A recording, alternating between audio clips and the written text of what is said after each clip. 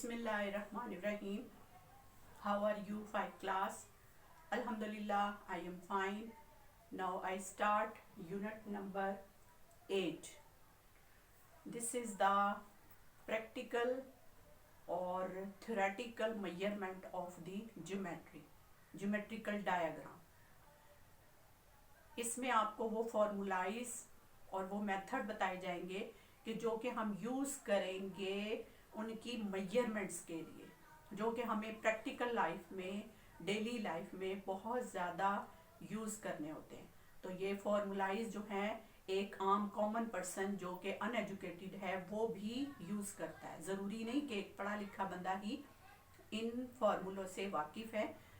जो तालीम याफ्ता नहीं भी है वो भी ये फार्मूला यूज़ करता है. जैसे किसी भी चीज़ का एरिया निकालना, कोई प्लॉट है, कोई रकबा है, कोई ज़मीन है, उसका एरिया फाइंड करना, उसका पैरामीटर फाइंड करना, तो उनको वो सब मेथड, वो फार्मूले पता होते हैं.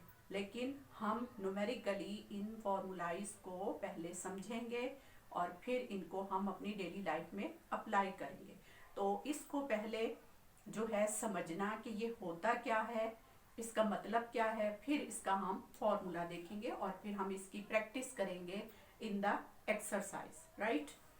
तो सबसे पहले तो मैं आपको इसका एरिया के बारे में बताऊंगी कि किसी भी चीज़ का, किसी भी जगह का एरिया, इसका मतलब क्या है. जब हम इसका एरिया फाइंड करने को कहते हैं कि इसका एरिया निकालें, कोई ट्राइंगल है, शेप 3 साइडेड, उसका एरिया फाइंड करें.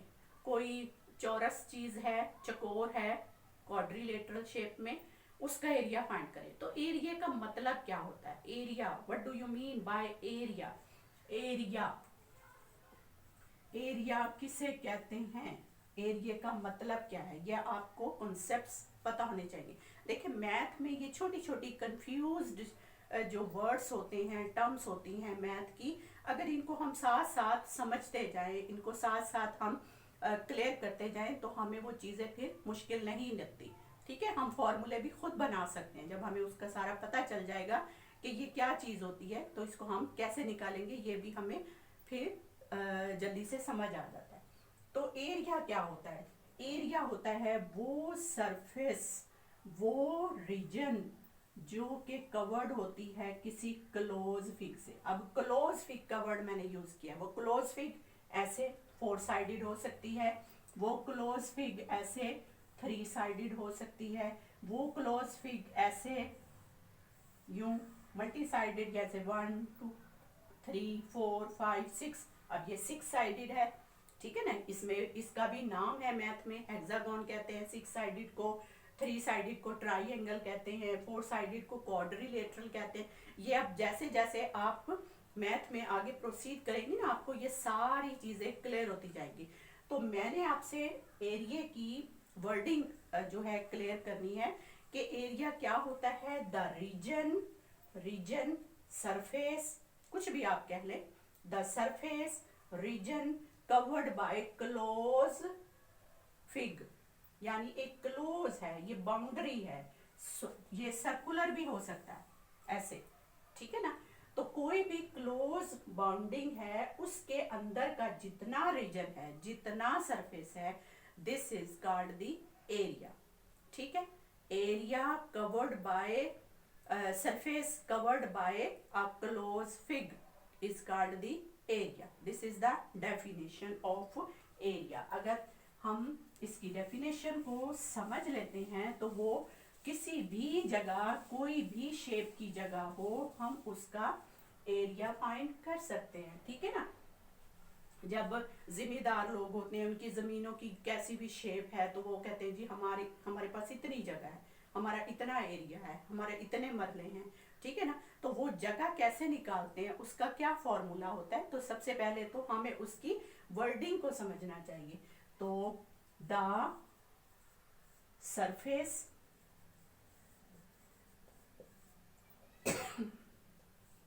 covered by close fig is called it's area. ठीक है, एरिया। अब ये फॉर्मूला, इसका फॉर्मूला क्या है? वो फॉर्मूला डिपेंड करता है उसकी शेप पे। अगर तो वो फोर साइडेड क्लोज फिग है ऐसे, जिसको हम रेक्टेंगल कहते हैं, जिसकी आप ऑपोजिट साइड्स जो हैं वो इक्वल लेंथ में है, दो बड़ी साइड है और दो छोटी साइड है, तो बड़ी साइड को हम लेंथ कह देते हैं, बड़ी और छोटी साइड को हम विड्थ कह देते हैं, इसको डब्ल्यू से डिनोट कर देते हैं। तो इसका एरिया, ये क्या है? शेप इसकी रेक्टेंगल है ये शेप।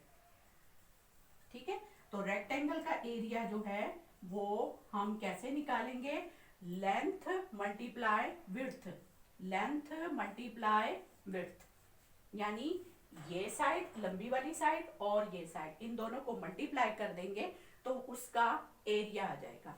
अगर है फोर साइडेड क्लोज फिग जिसकी चारों साइड्स इक्वल है, ठीक है, यानी स्क्वायर, ये SQUAR स्क्वायर, तो फिर अब देखें इसकी चारों साइड बराबर है, यानी ये भी L है, ये भी L है, तो फॉर्मूला तो यही रहेगा, लेकिन क्या हो जाएगा? ये भी L है, ये भी L है, तो इसका फॉर्मूला L और L मल्टीप्लाई होके L का स्क्वायर बन जाएगा। ठीक है ना? और ट्राइंगल का है तो ट्राइंगल इसकी यहां से अगर मैं वर्टिसेस को काट ऑपोजिट मिला दूं तो ये देखें दो ट्राइंगल बनती है, एक ये एक ये, इसकी भी एक ये एक ये, तो ट्राइंगल का जो एरिया है वो फिर इस रेक्टेंगल का हाफ हो जाएगा, मतलब half of length multiply width, यानी जो आपने रेक्टेंगल का एरिया निकाला उसका हाफ, तो ये ट्राइंगल का एरिया बन जाएगा। तो ये डिपेंड करता है उस क्लोज फिग की शेप पर कि उसका एरिया जो है आप निकालने के लिए कौन सा फॉर्मूला यूज करेंगे। ठीक है ना? तो हमने अब सिर्फ अभी तक आपके सिलेबस में इसकी कॉन्सेप्ट को समझना है कि एरिया क्या होता है। ठीक है, एरिया क्या होता है? The surface covered by close fig is called its area. Right, next हमारे पास इसी चैप्टर का जो नेम है वो है पैरामीटर, कि पैरामीटर क्या होता है?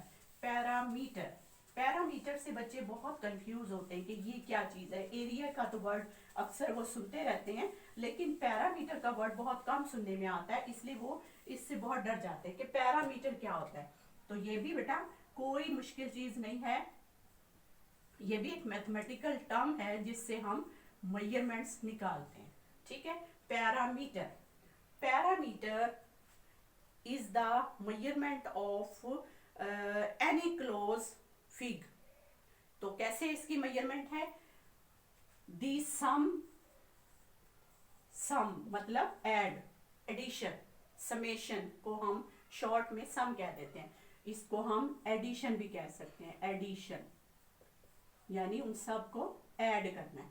the sum of all sides